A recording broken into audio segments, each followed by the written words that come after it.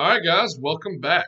Okay, today's video is going to be our first in a series of, I believe, 3 videos pertaining to World War One. So instead of like we had done before with the longer, 30, 40-minute videos for a whole unit, we're going to do a lot shorter kind of main idea for these next ones coming up. So this week, okay, if you're going through your packet, I put the lesson plan on the website.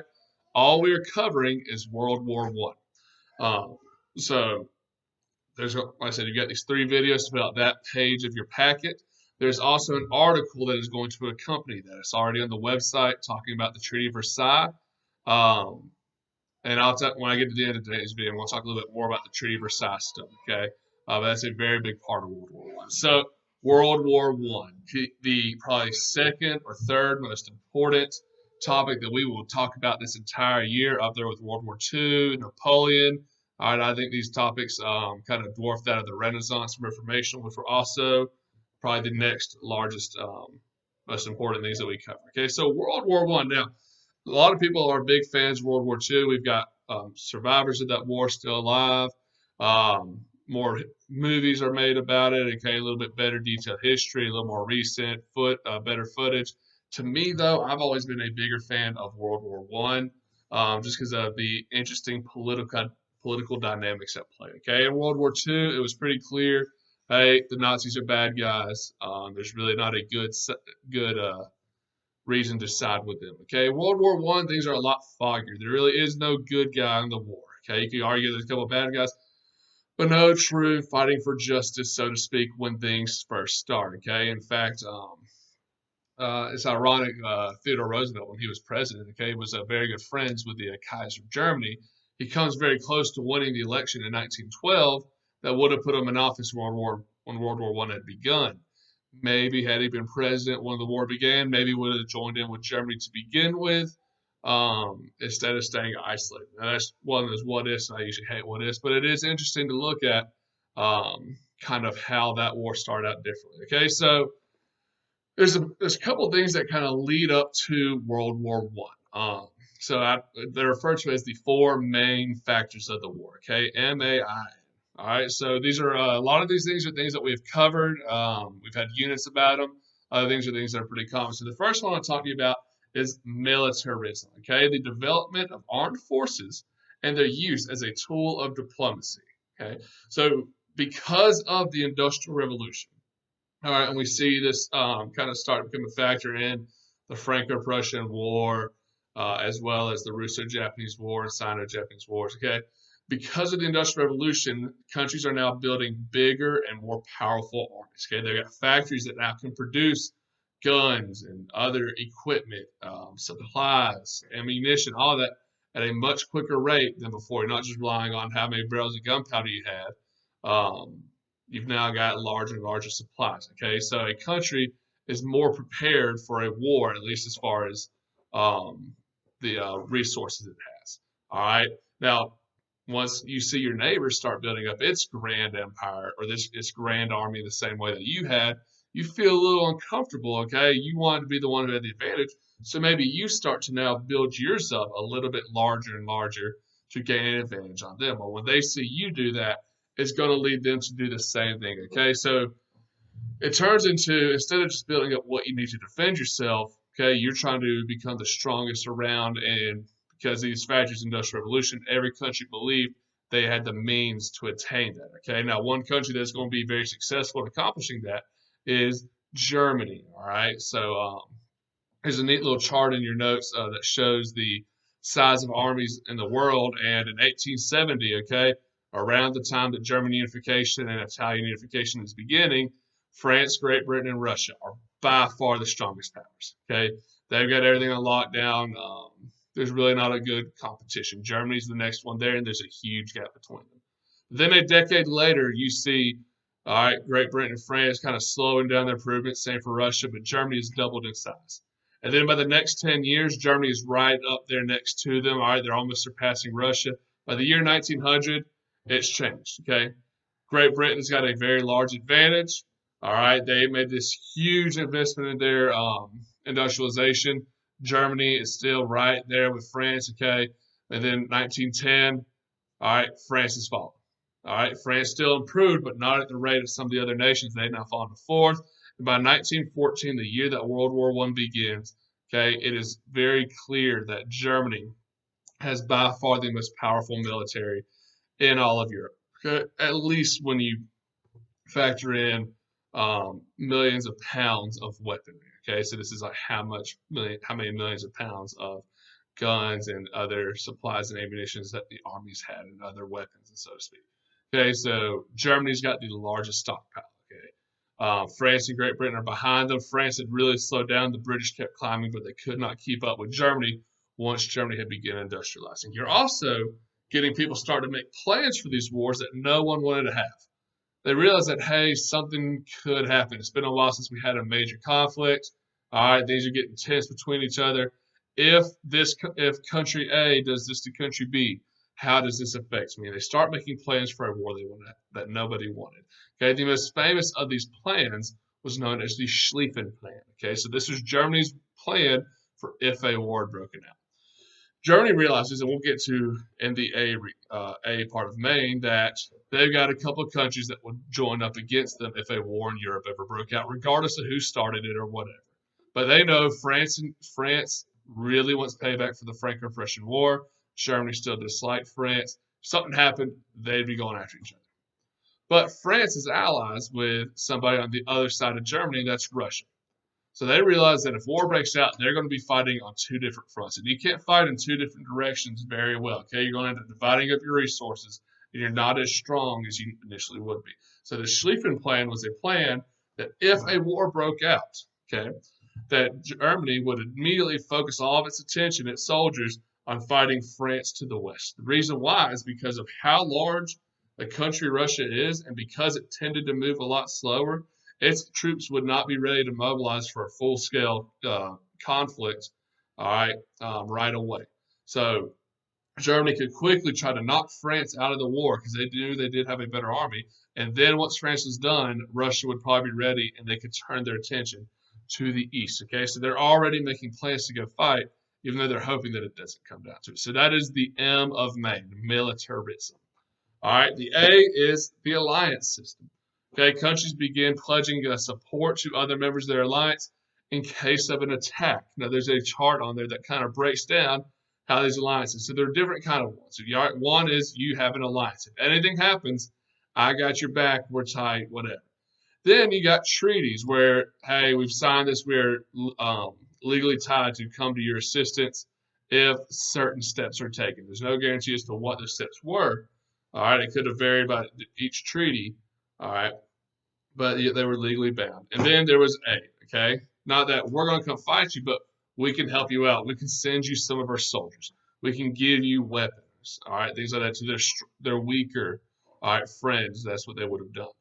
So if you see all right, where the war begins, we'll talk about, when I start talking about how conflict breaks out, I want to go back to that chart. So just make sure you've got that pulled up in your notes and you can kind of look at that map of the pre-war alliances, okay? So I'll talk a little more in depth in just a second about the alliance system, all right? But then M-A-I, okay? That is what we just got done talking about, imperialism. There's a reason why this becomes World War I, all right, and not the European War. Now, one, at the time they called it the Great War because they didn't anticipate a second one.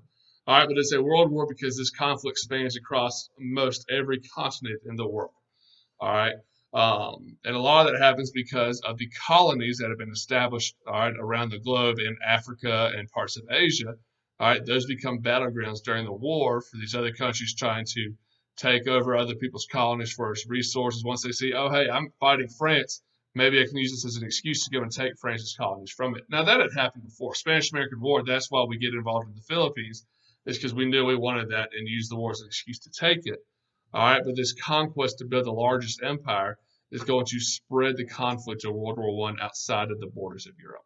And then N, nationalism. We had already talked about this. In case you forgot, nationalism is devotion to your nation's culture and or nation.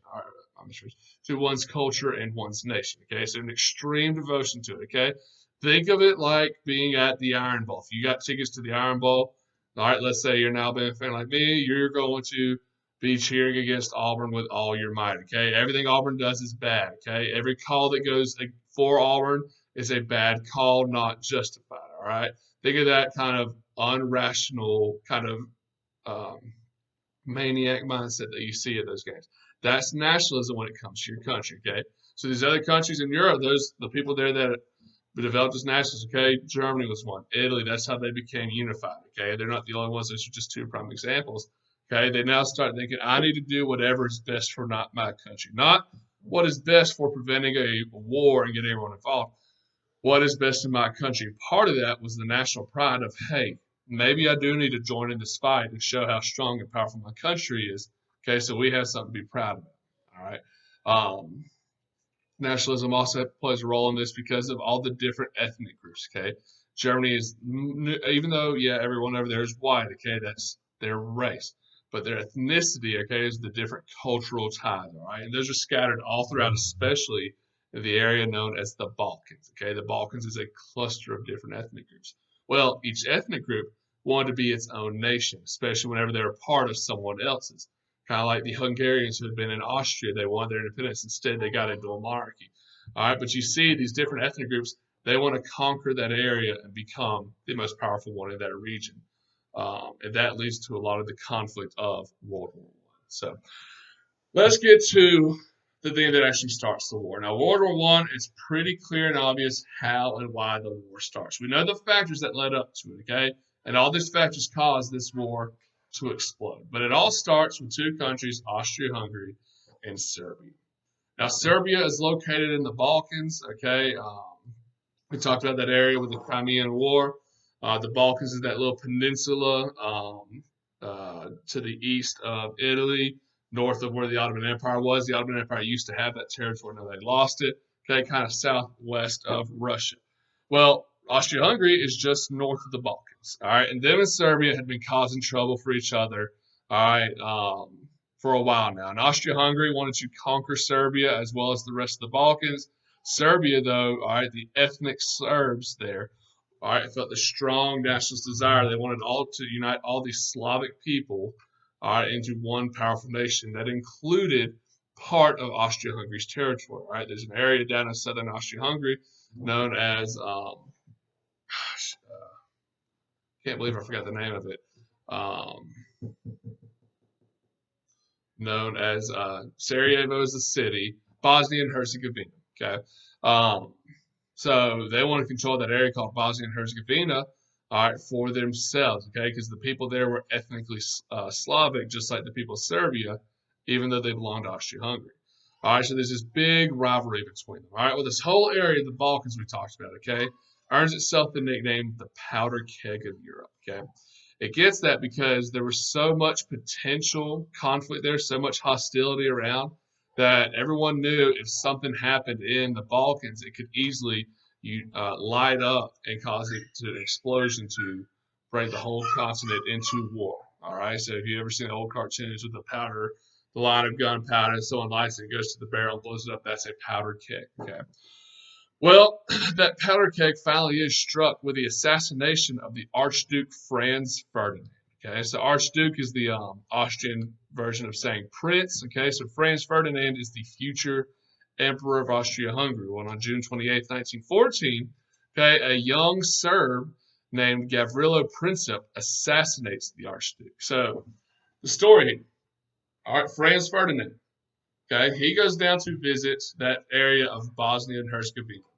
Okay, and he goes to a town called Sarajevo. Now, what's dumb about this is he visits on a day that is known as a Serbian national holiday. All right, where they kind of honor fallen Serbs in some conflict. But he knew that there was going to be hostility to the Austrians there. A lot of people in Bosnia and Herzegovina wanted to join in with Serbia, wanted to unite with them and break away from Austria-Hungary. So he goes down there. Gavrilo Princip is a member of a national terrorist group called the Black Hand Society. And it wasn't just him. He had a plot. He had other co-conspirators. They were going to throw a bomb in the car of the Archduke as they went around the parade through the town. Well, one of the conspirators throws a bomb in the car, goes in the wrong car, okay? He had a couple cars with a little caravan and lands in the car behind him, okay? wounding the people in that car. The Archduke orders his car after they got a few blocks away, turn around.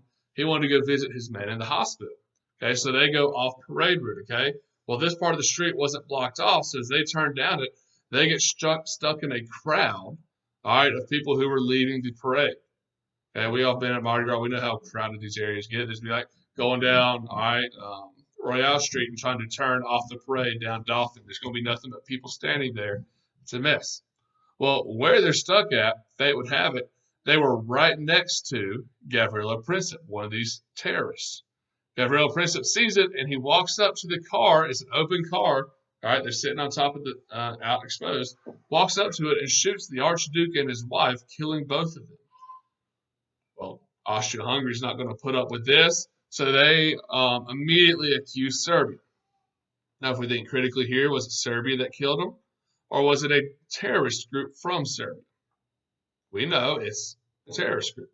Okay, well, let's say that someone from some terrorist group from the United States went and assassinated the leader of another country. Clearly, that country is still going to find fault with the United States, even though there's nothing the U.S. did. Same thing if it were flipped around. So Austria-Hungary, one, they had been really looking for a reason to do something with Serbia anyways. Now they had it, okay, and God forbid they let their leader get killed without any kind of retribution. So they make demands that Serbia cannot possibly meet, okay? They're unreasonable. Serbia does its best. But after a month, Austria-Hungary is unsatisfied with the response by the Serbs, and they declare war on Austria-Hungary. This is the event that starts World War I. Okay, so let's go back to that alliances map, all right? You see in the middle, you've got Serbia, okay? All right, it's highlighted in tan because they are one of the countries in the Balkans. Another country in World War I that's highlighted is Bulgaria. Well, Serbia is now at war with Austria-Hungary because Austria-Hungary declares war at Serbia. And if you look at there, okay, Russia had committed aid to Serbia. So if anything happened to Serbia, Russia would step in and have their back.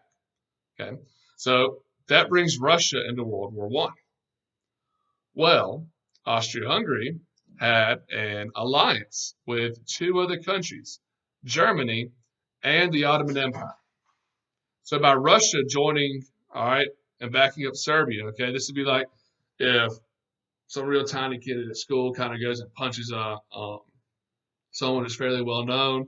That person goes and starts to fight them, and then a big friend who's way bigger than I stands in and has their friends back. Okay, Russia probably was a fair fight against Austria-Hungary, whereas Austria-Hungary and Serbia wasn't. But then you bring Italy and Germany into the fold. Now Russia's at a disadvantage. Well, they had an alliance with France. Okay, they also had a treaty with Britain. Okay, and Britain had a treaty with France. So those two get drawn in. Now, I just kind of want to touch on something with Russia and Britain. The reason why, all right, Russia and Britain have a treaty is because of family ties. If you look through your notes, you're going to see a picture of the Tsar Nicholas II of Russia and King George V of England. They look like twins. That is because they are cousins. Okay? Queen Victoria had started marrying off her grandchildren and children to other leaders around Europe. I think it's Vox has a great video that kind of breaks down these family ties throughout the continent. But because of that, the leader of Russia and the leader of Great Britain are first cousins, and we're very, very close. Ironically, the Kaiser of Germany, Wilhelm II, was also cousins to the Tsar of Russia and the King of England. All right, it's kind of an interesting situation, kind of be a weird family reunion to have. But that brings France and Great Britain in. So now you've got a conflict that started between two countries, Serbia and Austria-Hungary. You've got 7 other people involved. We're going to throw 2 more in because Bulgaria, all right, was in the Balkans. They wanted to see Serbia weaker because that made them stronger in that area. All right, Austria-Hungary giving them aid. And then the Ottoman Empire had an alliance. They formed it that year with Germany. All right, and Ottoman Empire was also tied to Bulgaria, so they get involved in the war. So now you've got this grand global conflict, all because of different alliances. Okay, because someone had a nationalist desire to punish another country. All right, and countries were eager and ready to act on this because of how much they had built up their armies, all right, through the Industrial Revolution. So you see, other than you see the main factors: coming into play for why this war jumpstarts right away. Okay, so by August 4th, okay, Great Britain has declared war on Germany, as well as other countries, and World War One has officially begun. All right. Now, if you look at the size of the armies, okay, you see that even though there were more countries on one side because um, the side that Germany, Austria-Hungary, Bulgaria, and Ottoman Empire are on, we call them the essential powers, okay, because Germany and Austria-Hungary were located in Central Europe. Great Britain, France, Italy, the United States, when we eventually joined, we are known as the Allies. We just call them that because all these countries are together. They're on our side. We win. We control the history and the narrative. So we call them the Allies, okay? But when you look up for the main countries involved and the numbers of soldiers and numbers of warships, for the most part, things are pretty even. Now, Great Britain has a huge advantage with numbers of warships, which we should have expected, okay? But for the most part, the two sides, because of how large and strong Germany was, even though as far as numbers of countries go, they're pretty well evened up and ready for a fair fight. All right. Now, we're in a brand new war, a war that's a product of the Industrial Revolution. And because of that Industrial Revolution, we get some new weapons introduced in this war. Okay. So I'm just going to kind of run through the list of what we had. Okay. One, the machine gun. Okay. You had the Gatling gun for a while now, but the machine gun, it's kind of new and improved, can shoot at a faster rate. We all know the kind of how it works, okay? But when we're not going to talk about each and every battle, okay? The battles are kind of pretty simple, self-explanatory. Instead, we're going to talk about the style of combat. And there's one style of combat that stands out in World War One. That is trench warfare, okay? Now, trench warfare is this horrible, bloody, and just ruthless system of fighting, okay? It's why it is known as such a horrible war. Okay, just because of the conditions that the soldiers were in were truly terrifying. Okay, so what it is you got an enemy on the other side of a field and you're on your side. Well, you got guns that could easily mow each other down in a number of seconds. It's not like the old musket where you'd load, fire, take 5 minutes to reload, and someone's marching on you. Okay, weaponry had surpassed the old strategies of warfare. Well, we hadn't really quite caught up. Our strategies hadn't with the new technology. So we tried to implement the new ways, and one of those was to dig in trenches. You dig a trench down as some kind of cover in an open field. Then eventually you charge to the other side and take over someone else's trench. And that's how you win a battle if you made them retreat. If they defended their trench and made you retreat back, then they won. All right, pretty simple. So they dig in these ditches in the ground.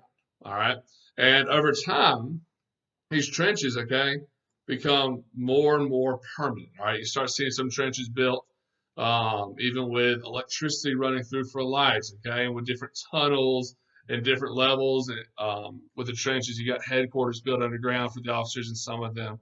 All right, some are just like a regular ditch that you might go in digging for crawfish in a rainstorm. Okay, I don't know if you can still do that now. I remember doing that as a kid; it was fun. All right, but so the trench. Okay, now the trench is a filthy, filthy area. Okay, think about if you're just hanging out in a ditch with a bunch of other soldiers, okay?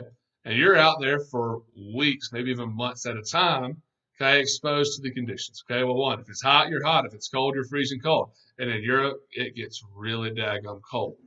So you got that working against you, okay? Then let's say it rains. Well, that ditch now is full of mud, okay? People got to use the bathroom. You've got areas in the trench designated for that, but it's not like you've got indoor plumbing or anything over there, okay? So you're around filth, which turns into disease, okay? People get killed, it leads to dead bodies lying around, okay? And they rot, and while you have ways to get rid of them, you might always can't right away, and that leads to more disease, okay? So these trenches become filthy, disgusting cesspools, okay, that the soldiers have no choice but to stay in. You might think it's gross, but if you try to get out of there, you're exposed. Good chance you get shot from the other side. All right, they had people standing there watching for when people would try to get out of the trench. As soon as you saw someone pop up, fire. Okay, so a lot of soldiers died due to disease of life in the trenches instead of actual combat. Now, there's one unique problem that comes about from this disease in the trenches. Okay, your shoes. All right, your shoes are your feet are concealed. Okay, you got socks and boots on over them. Well, you sweat, they get wet, they get musty, or if it's been raining or muddy, whatever, it gets very moist in there. And if things stay moist, especially with all the humidity we have down here, if things get moist for too long without getting a chance to air out, it leads to mold or other bacteria. Well, soldiers who did not frequently change out their socks and boots, either through forgetting about it, not being able to due to conditions, whatever reason, okay, got a disease known as trench foot. Okay, if you go through your PowerPoint, there's some very, very disgusting pictures of examples of trench foot. But what happened is your flesh would rot away because the bacteria and disease that had spread through there and could possibly lead to death if the infection spread. There are cases of soldiers taking their boots off to change them, and their foot came off with it. Your foot might go numb from it, and you have no idea. But just a really horrible thing to have happen to you while you're already in the midst of a conflict like this. Soldiers also constantly faced issues like PTSD. Now, there was no term for PTSD back then. They just called it shell shock. But because you're in there terrified if you pop up out of this ditch that you're going to get shot, and at night or in between battles, they'd be firing artillery shells at you trying to land in your trench, okay, to try to get people to leave it. So you're terrified of a bomb landing on top of you and blowing you to bits, or them making the call, hey, we've got to go charge over, go over the top, try to take over someone's trench, and you just know that is nearly a suicide mission. So just the constant danger and fear of living in a trench, okay, led a lot of soldiers to have a lot of mental problems because of it. Okay, so like I said, they call it shell shock. We now have the term PTSD. There are also just a lot of boredom. Okay, there's really only so much you can do while sitting in a ditch for weeks and months at a time. So a lot of soldiers suffered from boredom whenever they weren't fighting, which I feel like they would take that over an actual battle. But then whenever it did come time to charge to the other side, okay, so there's a term for that called going over the top. When you try to charge from your trench to the other person's trench to take it over. Now in old warfare, that's a pretty decent, your odds are pretty decent there because they get a shot off, usually shoot out first people, but then there's kind of a delay there. World War I, this area is different, okay? So the area between two trenches is called no man's land because with the new changes to it, no man was expected to make it across. So instead of having muskets that take forever to reload or rifles, they've got machine guns that can mow you down in a heartbeat and are very easy to quickly reload and be set back up, okay? So if you were going to try to charge to the other side, if you're that first group of soldiers, odds were not in your favor whatsoever, okay? It was a very slim chance, if any, that you were going to make it. And a lot of them knew that going into it. But they had people stay behind whose command was, if they try to retreat, shoot them for desertion. Okay, so you're going to die either way. Then they had set up barbed wire. Okay, basically, that Bessemer process with steel, so barbed wire was easy to get to obtain. So they set up barbed wire to make it difficult to maneuver. When someone did try to charge your trench, because they can't just run a straight line, they're going to get cut up or whatever by it. They might not see it. There are also landmines scattered throughout nearby your trench. Now, you knew where yours were, all right, but the other side didn't. So if they try to charge you, good chance of stepping on a landmine and being blown to bits, okay? And then, like I said, all this gunfire is going around. So trying to go over the top was a very deadly and unsuccessful plan, okay? But that was really it because they hadn't adapted to the new strategies of warfare for World War One and taking advantage of the new Industrial Revolution. So it's really a sucky way to fight, a sucky way to live. But that was what a lot of the battles of World War I were like, okay? And so because of that, the war slows down and gets bogged down and just very rarely were you able to successfully take over a trench. All right, armies would be there for months at a time and might gain a few feet of land, okay? If you're lucky, you might have gained a mile or two. So just is a very terrible way to fight. And it's the reason why when World War II begins, they quickly try to abandon the reliance on trenches. Now, the next new technology at play in World War I, okay, is the tank. So this is the first time that the tank is used in battle. And at first, the tank really wasn't very reliable, okay? We weren't quite sure the best way to use them. Some people think that we introduced the tank too early because we still didn't know how to master it yet. But once we are able to figure it out it helps to neutralize the trenches, okay? You could now cross through without getting mowed down by someone's machine gun. You could possibly even, if the trench wasn't too wide or if the tank was driven right, could drive over somebody's trench, okay? So the trench, at first, not used well, but by the end of the war, we've mastered it, becomes a big advantage. Then you've got poison gas, and this is another thing that made life in the trenches so miserable. Okay, so the Germans had developed this. It's essentially mustard gas. Okay, same thing, um, but as a poison. Okay, that they're releasing a gaseous form that, when inhaled, okay, could burn your skin. Okay, cause you to go blind in your eyes. But the big thing it would is if you breathe it in. Okay, it could fill up your lungs with fluid and cause you to drown on that, and that would kill you. Okay. Um, and the gas is very, very dense. So if you could get a canister of it to go off in the enemy's trench, then that trench is going to fill up with gas. And instead of just dispersing eventually, you hold your breath so it does, it stays there. Okay, well, if poison gas goes off in your trench, you're going to get out of there so you don't get poisoned. Well, as you climb out of there, you're now exposed and could possibly get shot down by the other side. Okay, so is a very horrible thing to go through. We developed gas masks to try to combat it, and it helps some, but sometimes you might not realize that it's there. By the time you get a hold of your mask, it might be too late. You still had other parts of you exposed, but that's the gas mask. Now, the gas mask, okay, is a reason why a certain terrible person in history has a horrible mustache. So we all know Adolf Hitler is probably the worst person ever, and that he kind of had what looks like a turd stain above his lips.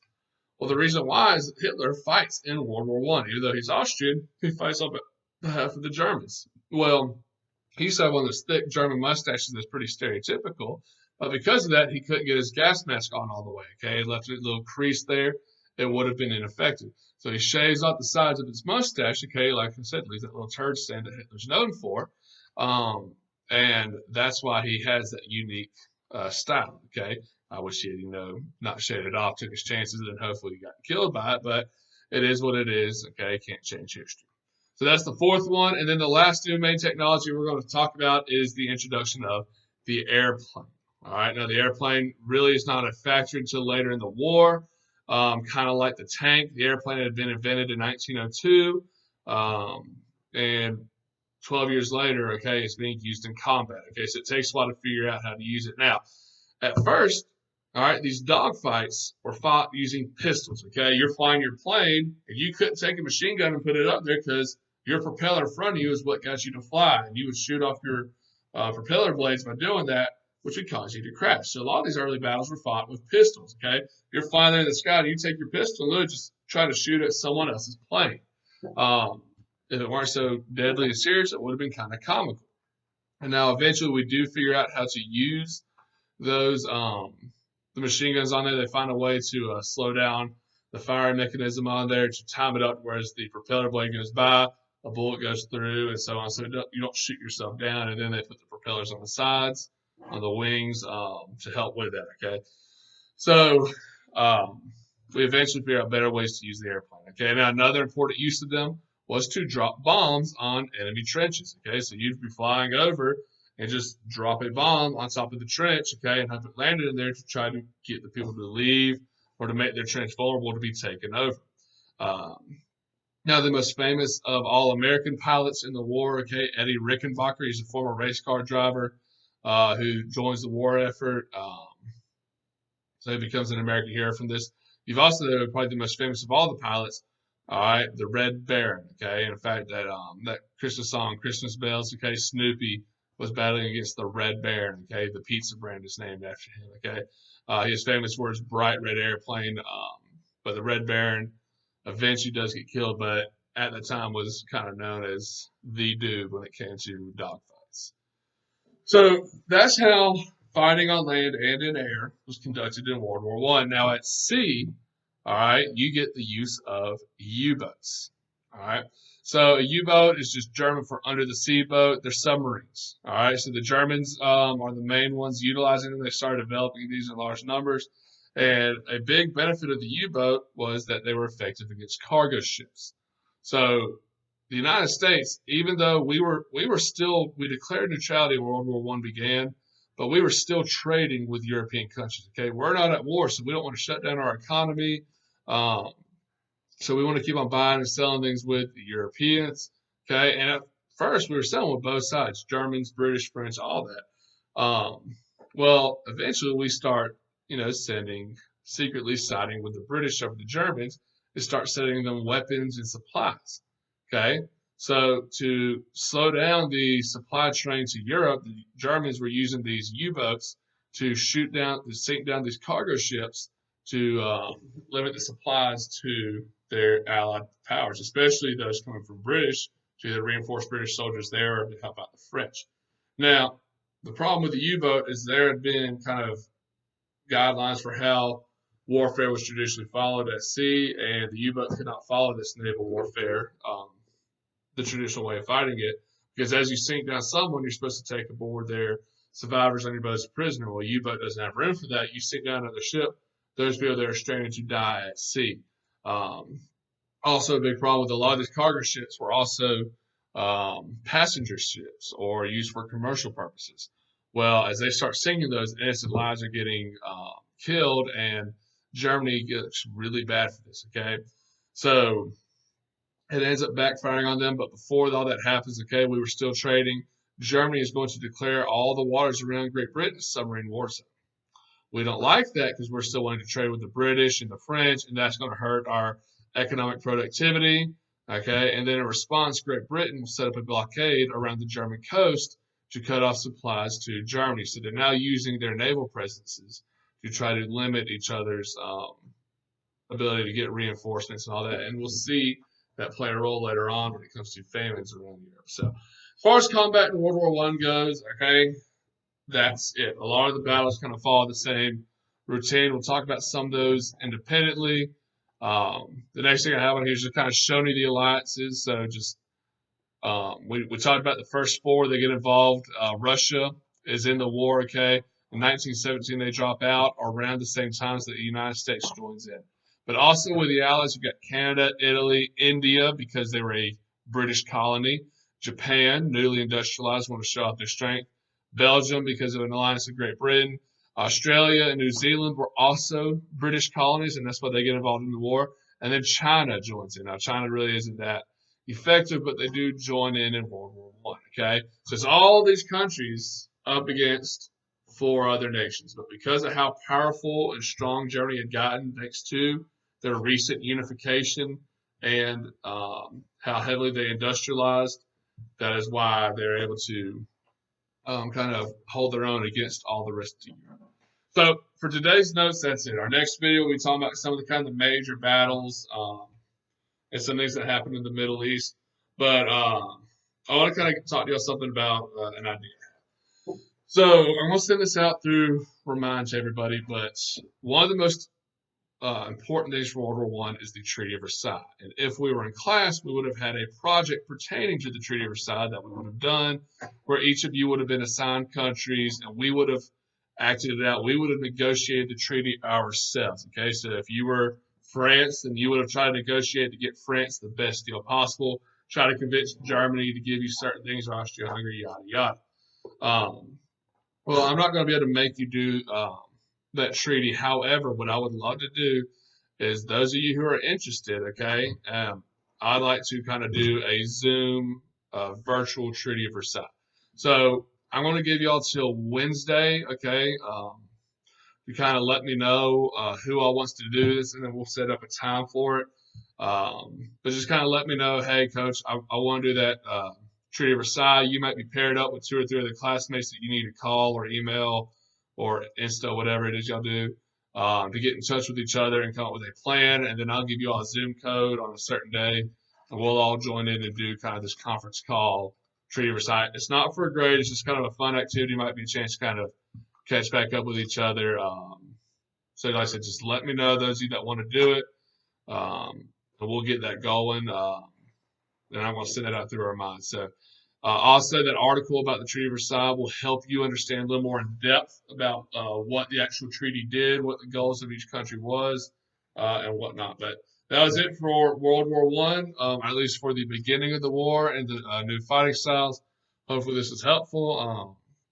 I'll have 2 more videos this week pertaining to it. So y'all take care.